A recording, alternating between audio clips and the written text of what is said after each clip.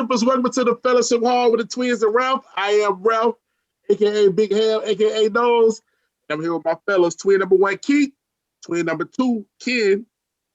Hey, and we here to talk to you guys today about Judas and the Black Messiah. Ken, go ahead and introduce yourself to the Fellowship. What's up, Fellowshippers? Your boy Ken, aka Odd Man Out. Thank you guys for tuning in with us this week. Hope you guys enjoy the show. Go ahead and introduce yourself, Keith. What's up, Fellowshippers? It's Keith, aka the moderator. You know me, I know you. So let's go ahead and get started. You know, Big Ham already introduced the movie that we're going to review today.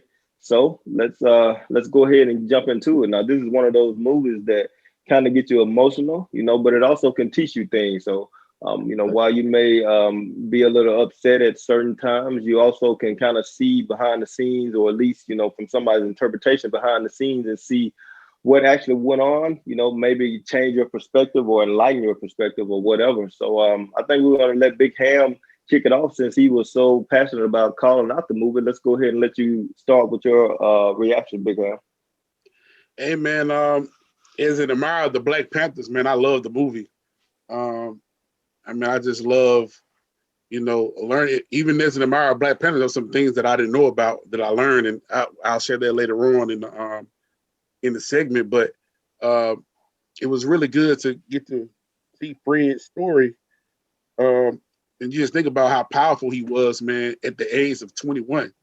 Right. At the age of 21, man, and you know, like, you know, people like him are blessed. You know, they're blessed with that charisma, that leadership ability to be able to stir people and get people to move. And I think the good thing about it was that we just got to see the humanness of the Black Panthers, because, you know, in white America, they're taught that the Black Panthers was a terrorist organization equal to the KKK. I remember watching Charlemagne and Tommy Lauren do an interview where Charlemagne was trying to tell her that what she thought about the Black Panthers was not true. Tommy was saying that the Black Panther was a terrorist organization who terrorized cops. And that was the improper narrative, but that was the narrative that the government and white America put out there. You saw that that O'Neill's handler said that same thing. But what the Black Panthers were was strictly an organization that was set to protect those in those low-income communities from police harassment, to help feed the kids, to help set up social programs to improve the neighborhood and improve the economic output and outlook of Black people and poor people in general. So I think that was good that message got out there. And it was also good that this movie told the pure, unadulterated truth from both sides, because a lot of people like to just look on the positives of the Black Panthers and not acknowledge that, you know, that that the Black Panthers did believe, or Fred for sure believed in what is an American negative of socialism and communism. So he was a socialist and a communist. And so they told their truth as well on both sides. So you gotta give them credit for that. The performances, when I saw the cast, I knew the performances were going to be good, because, you know, I think Lakeith is an excellent actor. Lakeith Stanfield, you know, I think I first really came familiar with him with Atlanta. Then, you know, he was in Get Out, and he played the part where he had been the guy had taken over his body, and he was only in that movie for a couple of minutes, but his performance was so powerful. And then I saw that Dominique Fishback was in it, playing Deborah Johnson. And I knew that when I saw her in the movie she had with Jamie Foxx, and the other movie she did where she had the little sister they were finding, trying to avenge their mother's killing, she acted very well in that. Ashton Sanders, who I last saw him in The Equalizer. Ralph Tresvant, I think his name is Algie Smith. Ralph Tresvant was in there. My guy who played Rolla, who did a good job in Mercy and on Power, man. So they had a really, really good cast. Not to mention Martin Sheen. And that guy who played, I don't think I ever seen this guy before, but the guy who played, I think his name was Mitchell, Roy Mitchell. Roy Mitchell. Yeah, that guy, man, he played an excellent part, man, because I found myself just having a deep disdain for him. But once again, powerful movie. It was suspenseful. It was action-filled. It was emotional. It had key elements of learning. Like the one thing that I just kept resonating with me was Fred saying, where there's people, there's power. And, you know, I think about that a lot as an educator who's being made to go back to the classroom in the midst of this pandemic, where there's people, there's power. I thought about that a lot. And it covered a lot of things. I was learning something. I was emotional. I was ticked off. I was happy. You know, it was a really good movie, man. I enjoyed it immensely. Didn't even realize it was 2 hours long. You know, that's how good it was. Okay, good review, Big Ham. And Roy Mitchell, he also was in Friday Night Lights. I think the guy that played him, the TV show though, not the movie. But okay, Ken, go ahead. Okay, go ahead, Ken. Yep, good reaction, Big Ham. I also thought it was a powerful movie. It had some great acting in it. And I like the story about Fred. Honestly, I really didn't know Fred Hampton, or at least didn't remember him. Back years ago when I was in the 11th grade, I did a term paper on the Black Panthers. And I remember, you know, like Huey and the main leaders, but I didn't really remember Fred. And I don't know if I'm not remembering him, or he just wasn't part of that paper that I wrote. But it was interesting to find out about him and his life in this movie. Definitely was a powerful movie. The ending was a tragic ending, but it wasn't really unexpected, but it was a tragic ending. And I like how they did portray the positives of the Panthers, you know, like feeding the children and things like that, and trying to organize. And like you said, they were about protecting people. It wasn't a terrorist organization that was going out, you know, looking for cops to kill and things like that. They were more so trying to protect and but not just African Americans. They were going out to the other poor communities, or even non-African American communities, and trying to help them out. And so I was engaged and entertained throughout the whole movie, but I had some issues with the movie. In my mind, they were telling Fred's story, but also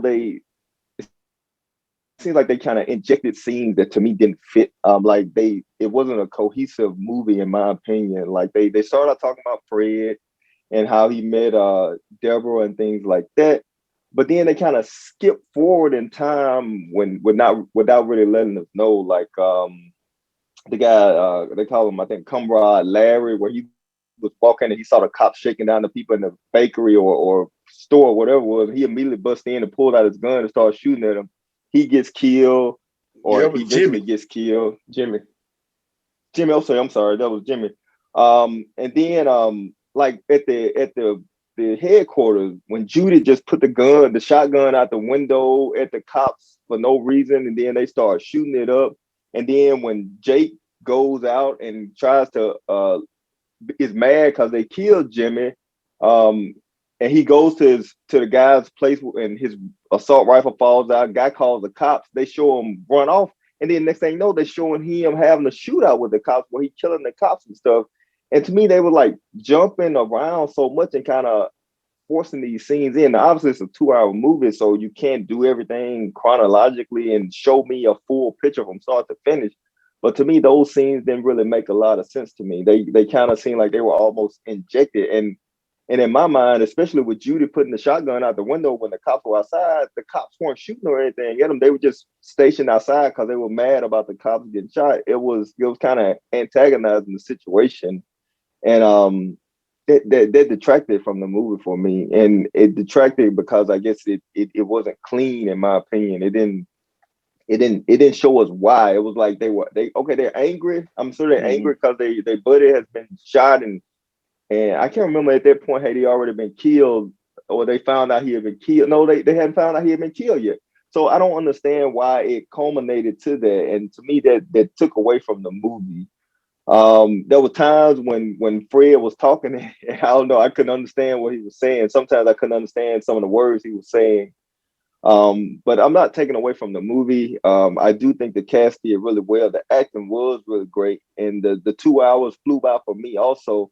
But I was disappointed somewhat in some of the scenes that just kind of in my mind just got thrown in almost randomly. They didn't really add to the story to me. And they were kind of fringe characters that were there with Fred, but I guess I didn't really see the point in some of the action that they had taken, and maybe I missed something that you guys can shed some more light on. But I did enjoy the movie. I thought it was a good movie. The Bill O'Neill character was definitely different, and seeing him at the end of the movie, and then find out that he committed suicide the night I think the documentary aired was different, and something that definitely was not expected by me. But yeah, I liked the movie. I thought it was a good movie, but I did have some issues with it. So can I just respond to his issues he had with it? Yeah, go for it. Well, it was a true story, and this stuff happened within a 2-year period because Fred rose from the time he was 19, and at 21 he was dead. And so it happened, and then so let me just kind of just try to tie up two things. One thing was the first thing was with you said it going back and forth to the shootout. Those happened within, I think in real life, within like a 3-week period. From when Jimmy shot the police and got shot, and then when Rivers got shot. And so, but then what happened was they had been getting harassed by the police steadily. So they weren't really put into the movie that much, but they were getting steadily harassed by the police steadily. And then you think about the time with, so you talking about the time when Judy had the rifle out the window. You got to think what the police were doing was not normal. That wasn't police work. They went there and incited that. So they just out there outside threatening them, telling them to come outside, threatening them. And they were wrong for that. That's not really how you do police work. If you're trying to figure out something was going on with the case, you already have Jimmy arrested. And Jimmy actually went in there. Now we on the Panther side, but Jimmy was dead wrong and illegal in what he did. He went in there, even though they were shaking those people down illegally, he went in there and interfered with the police investigation, then shot him. So It was like, it was wrong, so that happened. And I think another thing that they were trying to put in the movie, which I said was, they told a pure unadulterated truth, because those incidents like that is what gave them fuel to tell white America that this was a terrorist organization. So that was the whole key to it. Like, even though the police were harassing them and illegally surveilling them and blowing up their, terrorizing their offices and all of that, those incidents happening gave them fuel to label them a terrorist organization. Because you didn't have that many incidents that happened with the guys that you talked about in Oakland with Huey Newton and Bobby Seale in Oakland. Those type of incidents weren't those violent incidents that happened as much as it did in the Chicago chapter. So that's what I think that's the purpose of that being in the movie, that those incidents was able to fuel white America, to make white America believe that those guys were a terrorist organization. And so they were on edge, and the police were on edge, the police would confront them that way. So I can't just really fault them for trying to set up their defenses and being scared. Because you got to know, like, when O'Neill got to the roof, he didn't even raise his gun. He just stood up, and then they just started shooting. So even though she kind of got them all set up by sticking that rifle out the window, but they were on edge. They had been on edge. They knew Fred had went to jail for no reason. They'd been getting harassed. They were on edge.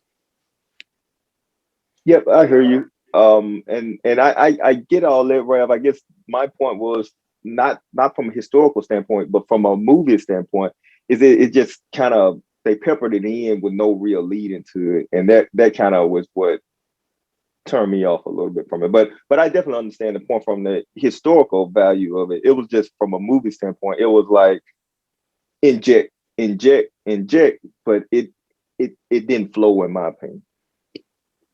Yeah. Okay. Well, I mean, that was good reaction from both of you guys. Obviously, I won't, take too much time with my reaction. I thought it was a good movie.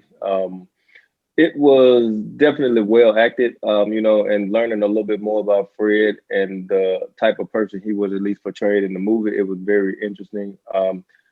From my interpretation of the movie, Fred wasn't so violent. Honestly, he seemed like he was more so trying to bring the people together. And not that the Black Panthers are violent, I'm just saying, but this movie was action. It had a lot of shooting and killing in it, but Fred was never a part of it, at least on the antagonist side. He was more so the one that unfortunately ended up being shot and killed. But Fred was, and him saying like you don't fight fire with fire, you fight fire with water. I thought that was a powerful statement to say, and that kind of resonated with me.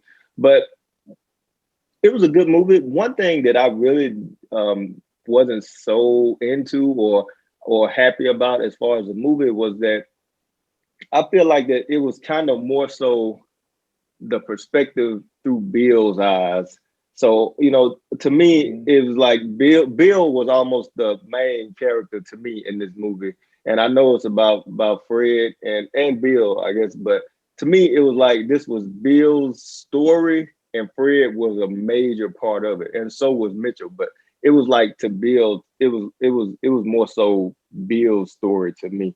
And I think we'll get more into some of this stuff, but I thought it was a good movie. I thought that Daniel Kaluuya played a great Fred.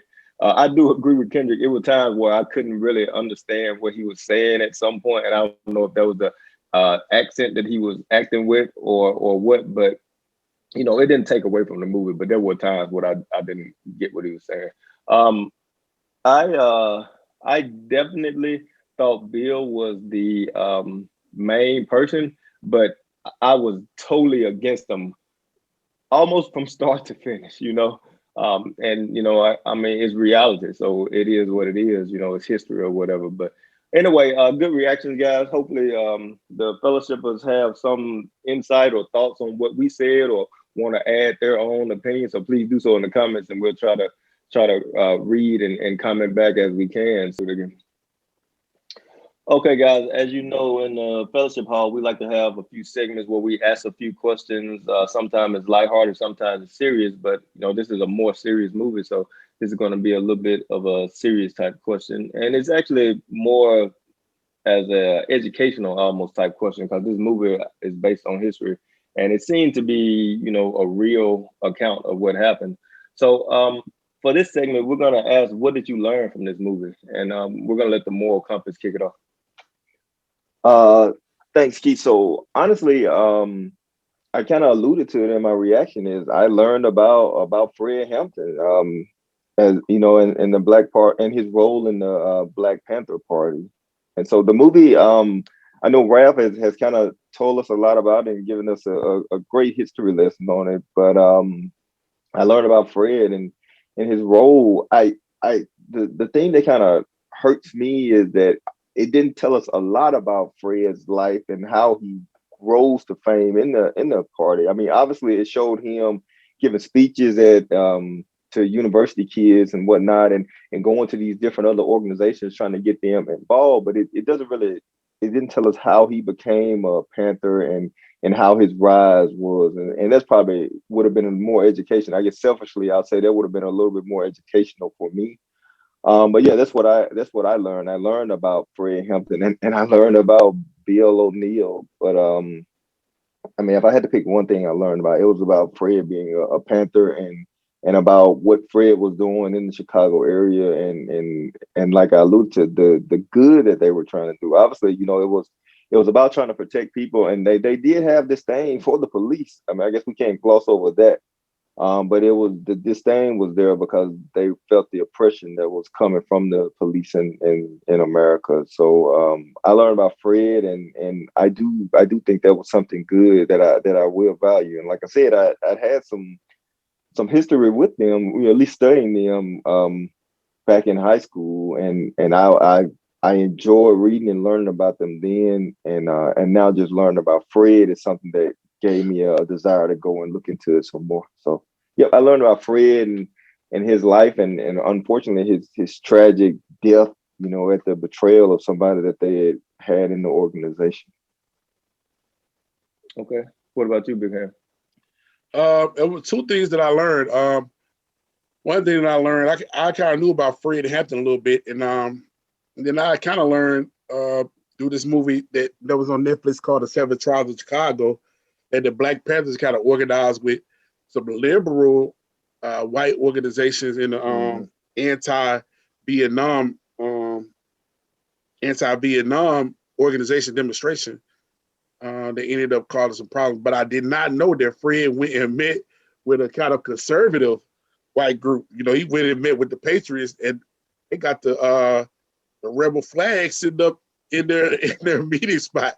And so I did know that because, you know, when I think about Black Panthers, I'm thinking about, you know, they always had the fist up and yelling Black Power, but, you know, Fred was a uniter. And so Fred, you know, went and tried to unite the gangs, and he got through the crowns. He didn't really get through to the GDs and the vice lords, but then he you know, he went and hooked up with the Puerto Ricans, their organization. So I learned that. And another thing I learned was, man, I always knew it, but I kind of saw why the FBI, the American government, were always wanting to kill our leaders. And like, if you ever looked at it, all of our great dynamic leaders that was able to spurn movements, they all got fluffed out of here, man. They were either exiled, jailed, or assassinated. And so then, though, I think the only that in my opinion, the major Black leader that wasn't assassinated is the leader of Nation of Islam, Minister Farrakhan. But all the rest of them have been fluffed out. And so Hoover said that he was the greatest threat to our nation just because he was a charismatic Black leader who could unionize Black people. And so I was just like, you know, that's why they wanted Dr. King dead. That's why they wanted Malcolm X dead. That's why they wanted Fred dead. That's why they exiled Assata Shakur. You know, that's why they got Huey up out of here. You know, that's why they got Stokely, Carmichael, and Marcus Garvey exiled, because they want to snuff out any Black leader that can unionize us as a group. And so, I mean, I knew it, but to see the veil, to see it even more clear, that was something I learned and resonated with me. It made me upset, but it resonated with me as well. Yeah, good. That's a good point. And I'll make one quick comment about what you said, is that I feel like this movie, since, you know, that's what we're talking about anyway, but this movie was definitely an example of, you know, they may have got to these leaders, but in most cases, they use somebody within that organization to get to them. So it's like, you know, it's not like just these people are coming in and taking over. It's more so like these people find somebody that they can plant in there to do that for you. And you know, that's a good point though. But yeah, I completely understand what you're saying. I learned I'm basically in the same boat as Ken on this one. You know, I feel like that if you probably grew up in Chicago, then you probably knew a lot about Fred Hampton. But not growing up in Chicago, but hearing about Black Panthers, we didn't hear about, you know, the struggles all over. You know, we heard about some of the more prominent or more in the media type guys, which is what Ken mentioned. But so I did learn about Fred, and I was pretty impressed with the person that he was based on the movie. And again, you know, one thing, you know, like Ralph said at the beginning, that the Black Panthers are typically thought of as like this militant organization that's all about killing and stuff like that, when clearly that's not the case. And I was impressed by Fred. You know, he wasn't so much as let's go shoot up anybody. He was more so let's organize these people so we can be able to protect ourselves the right way, and, you know, as a people, because, you know, and he was uniting people. Ralph, I know you said unionizing Black people, but in the movie, Fred wasn't only unionizing Black people; he was bringing all the people together. Okay, fellas, good lessons. I guess that's what we learned, lessons. So let's go to the next segment, which is kind of epic performances. So this movie, we already mentioned several times, was full of good performances, and you know, the actors we know from other things, and they seem to bring their A game to this movie. So as far as epic performance in this movie, and I feel like that maybe we could just skip this and say Fred, but let's make sure, or let's see if there's any deeper thought between you guys. So Big Ham, we'll let you kick it off with an epic performance you thought from this movie. You know, I thought it was two great performances, but you know, Daniel Kaluuya, when I think about him being British, and I just think about how he does his voice for the whole movie, that's admirable, but he's not my I think Lakeith outshined him in this. Mm. I think Lakeith Stanfield is very talented, but I think the way that he was able to project the internal conflict that was going on with O'Neal, how O'Neal kind of realized that wasn't a terrorist group, but still he wanted their money and he still wanted to save his behind. So he was big on his self-preservation. And that self-preservation always outweighed what he was feeling about Fred. You know, he being around the Panthers as much as he can, you know, we watched I know I watched Donnie Brasco in the past and watched In Too Deep. And so even though you in there as an operative, you kind of fall in line and fall victim to the methods and the movement. And he was, the movement was selling into him, but he still was trying to save his behind. And so you can see it a lot of times, what he was going through internally with his feelings, and as well as his fear of being found out, as well as always try, you can see that. And then at the very end, how he was going through it, knowing that he was going to get this man killed. And he was playing a big part of it. He gave him the blueprint that he kind of didn't want to do at first. He kind of like, man, y'all want Fred in jail. He gave him the blueprint. And then he had to sit there and slip the Mickey in the Fred's drink. And you could see even when he did it, that he was conflicted.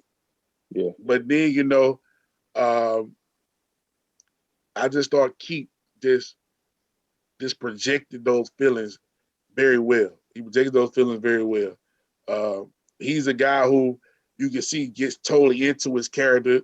He's very good at showing his emotions and drawing emotions from you. And I thought he was excellent, man. I thought he was excellent. Good point. What about you, Ken? I guess it's honestly, the forefront of the movement was basically Fred and Bill. And they did both do great jobs. But I guess if I try to go a little bit further out, and this won't be too big of a stretch, but I guess I'll go with the Jesse Plemons guy playing Mitchell. I think from a cop standpoint, like Raph said earlier, he definitely elicited the disdain from the audience. But also he showed kind of like an internal not pureness, but an internal awareness, desire to do his job, because he was wanting to arrest the guy that had confessed to killing one of what he called a rat, although he was ultimately the rat. And he like, okay, we're gonna get an arrest warrant for this guy, and he had mentioned something about investigating a case of a lynching or something down south. Also, when he was talking to Bill, Freedom Rider. For the Freedom Rider. So his character, you definitely wanted to hate him because of what he did and injecting this mold into the organization to try to get Fred. But also, I think he was ultimately still trying to do his job. I don't even know how on board he was, at least initially, with killing them. He was happy. They were celebrating that he was going back to jail.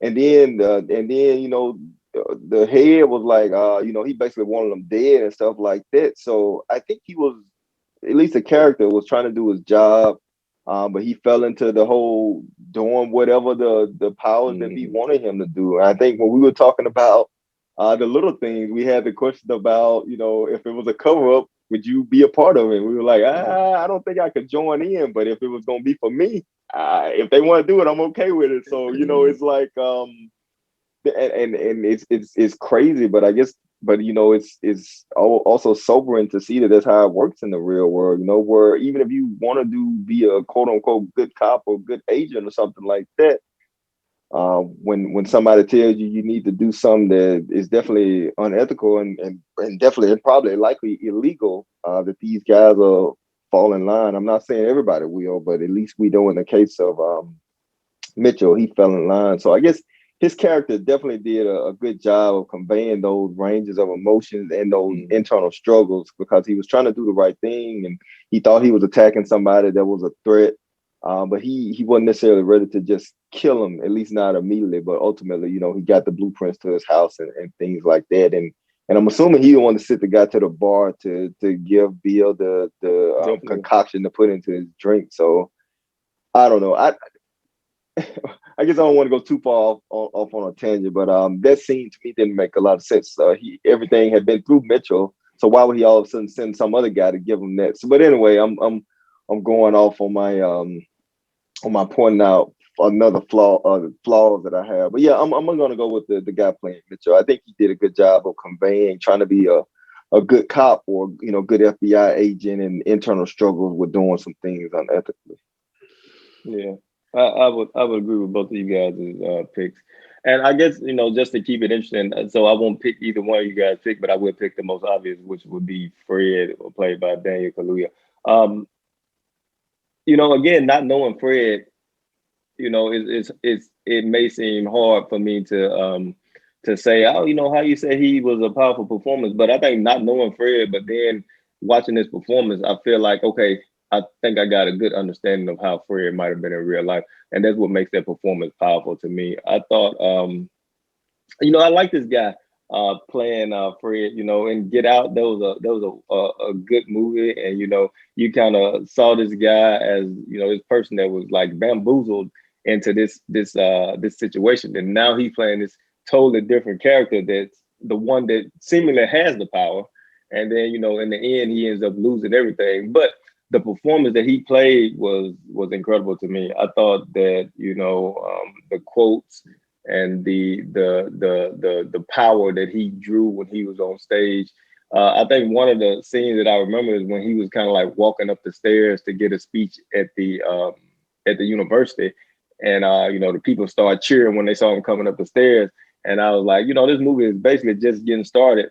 And this guy's already commanding this type of, you know, reception when he's just walking up the stairs. So I felt like that was, to me, that was like a powerful scene. And I felt like he carried it throughout. And I know earlier I said that, you know, this movie seemed to be about Bill, but, you know, our hero in this movie was Fred. So I thought that that Daniel played a powerful Fred. And that was the most impressive performance to me in the movie, although both of you guys were dead on as well. Hey, yeah, man, so this, go ahead. I got a question for y'all, real quick question. Okay. This is a question that kind of arise throughout social media. So David Oyelowo, I can't remember his name, David Oyelowo, I don't know how to pronounce it, played Martin Luther King in Selma. He's British. Yeah. Daniel Kaluuya played Fred Hampton. He's British. Cynthia Erivo played Harriet Tubman. She's British. Even my guy that played Muhammad Ali in The Little Thing, he's British. So how do you feel about them casting British Black actors to play African-American heroes that went through the African-American civil rights struggle here in America? There are some people who feel like those parts should go to African-American Black actors and not to these British actors. So how do you guys kind of feel about that as a conflict, you know? How do you feel about British actors playing heroes for people from this country? Yeah, you know, that's a great question. I actually thought about it myself the other day when I watched this and thought about it, and I was thinking about bringing it to the group. So like you beat me to it. So if I'm being honest, I don't have that much of a problem with it because, you know, it's just a person that's acting in the role that they're given. I can understand both sides where someone says, even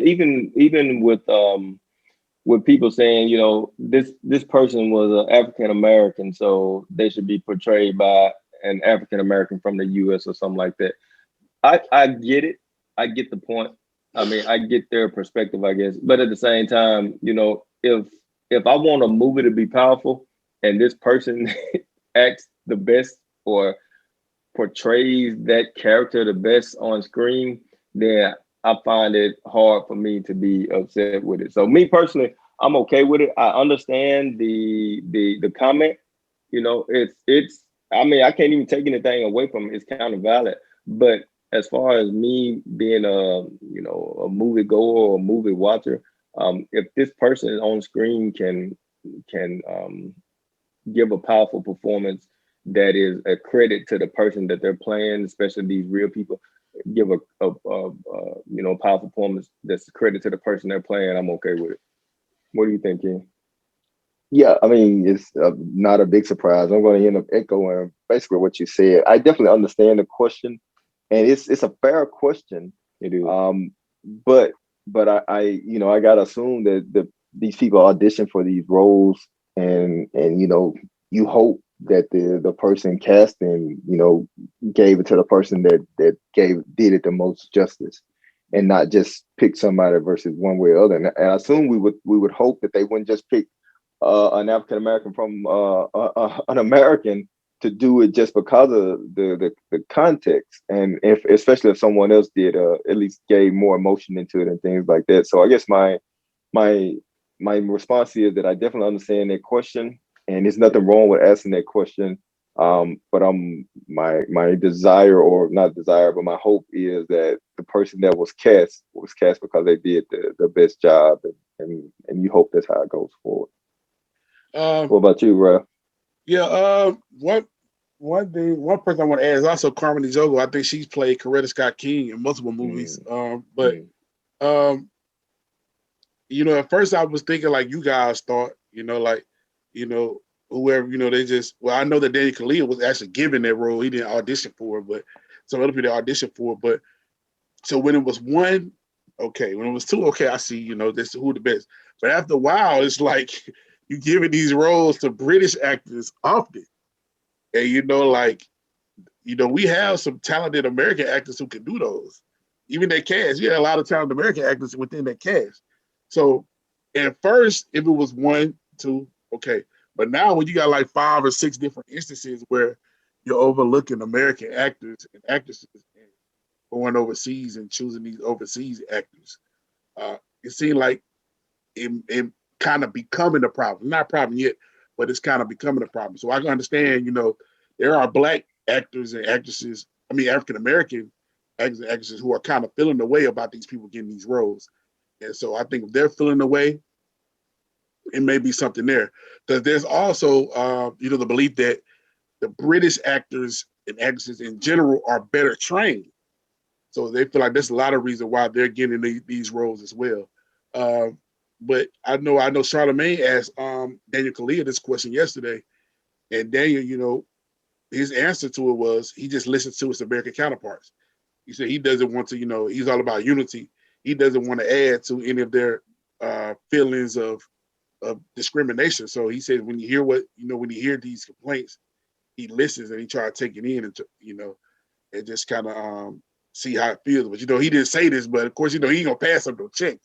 So, but I'm sure he ain't gonna pass up a role. But he says when he's heard that, and he just listens when what's their complaints. So right now, I think these people are doing excellent jobs, acting these parts. But I think after 5 or 6, we don't want to see it become a trend where they're now actively going and looking. We want to make sure that it's still an open process, that all Black actors, even African American ones, can have a chance in these roles as well. Yeah. Do we know it's not an open process though, Ralph? That's the only. I mean, if they're specifically saying I'm only looking at British actors to play these roles, then yeah, I definitely understand that and would have a problem with it. But do we know that? We don't. So I'm saying It's not one yet. I'm just saying, we don't want to go down the road where it starts to become a trend. Yeah, I got you. Yeah, understood. That's a good point and good question. And hopefully the fellowship will let us know what they think, because obviously we want to hear what you guys think. Fellowship Hall is not just 3 dudes; it's everybody. The whole hall, man. Exactly, everybody that's coming in and get something to eat. All right, fellas. I guess we'll start to wind down, and we'll go ahead and give our ratings for the movie. As you guys know, hopefully most of you already been here before, but for you new ones, welcome. Hopefully you will continue to come fellowship with us. But we like to give our ratings. We don't use stars. We use plates. Growing up in a church setting, we had kind of fish dinners or whatever after certain big days at church. So we like to give our ratings in the form of chicken plates, or sometimes the moral compass says he prefers fish, so fish plates. But it's five. It's five out of five. So whatever you give is on a 5-point scale. So Ken, we're gonna start with you. Go ahead and give us your fish plate probably for the movie Judas and the Black Messiah. Yep. You stole my thunder. I don't want chicken. I'm gonna do fish, and I gotta I gotta put a precursor to this. I am not rating the historical events. I am purely rating this movie. And for some of the complaints that I had earlier, guys, I gotta go with 3 fish plates for this movie. Mm.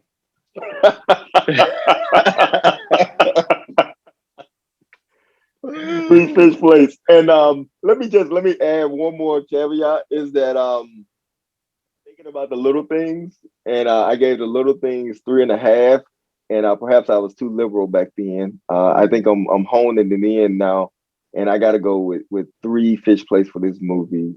It was an entertaining movie. It kept me captivated. It had great actors and great acting, but the story was too up and down or too jumbled in my opinion, and that's what hurt it for me. So that's why I got to go with 3. So you give it this one less fish plates than the little things? Hey, I already told the fellowship I was too liberal with the fish. I was too heavy-handed. I ran out of food later. Yeah. So I was giving out too much at the beginning, and I ran out. So now I'm honing it in. I'm tightening it up. So the little things would not have received 3.5 if today's moral compass had did it. But 3. I'm sorry. I'm not gonna change it. I got to go with my gut. Okay. All right, Big Ham. You seem a little hurt by Ken's fish plate, so I guess I'll go ahead and let you see what you can do with your rating. Hey man, it's 4.5 fish plates for me. 4.5. It's 4.5 fish plates for me. I thought you don't like fish. I said fish. I meant chicken plates. My bad. I don't mess no fish. 4.5 chicken plates, man. And just like last time, I'm getting the mashed potatoes out of here. I'm going chicken and spaghetti. Chicken, spaghetti, green beans. I'm gonna stick and get some whole kernel corn, put it in there too. 4.5 chicken plates for me, man, because like I said, I like to be entertained. I don't like to have to sit back and think a lot. I like to be entertained. But this movie entertained me, projected thought, it projected emotion.